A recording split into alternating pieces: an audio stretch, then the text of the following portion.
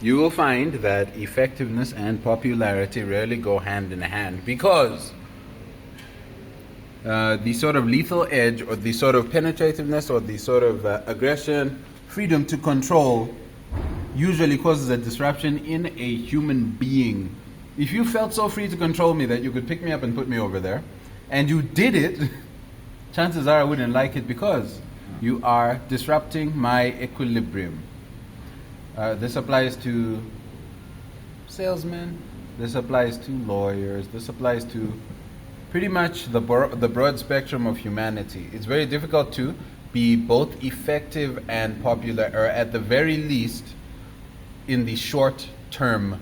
Long term, when people can see that you are effective and have the highest statistic of said realm, highest statistic of said area, then they'll start to respect you, and could be that you become popular from that. But this is still it's still an exercise. You're very manually going to make it known that you have good statistics.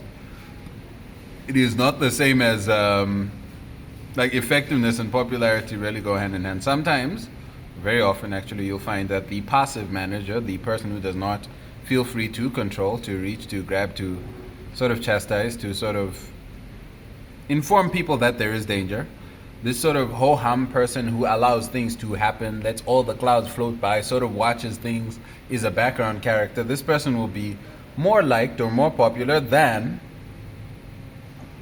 the manager who says, our statistics are down, god damn it, let's sell. You there. Your statistics are the lowest, sell something. Do you see? I wanted to inform you about that, because sometimes, because you're on the other side of the sword, sometimes because you're effective, you're not popular. And sometimes that popularity is not a good sign.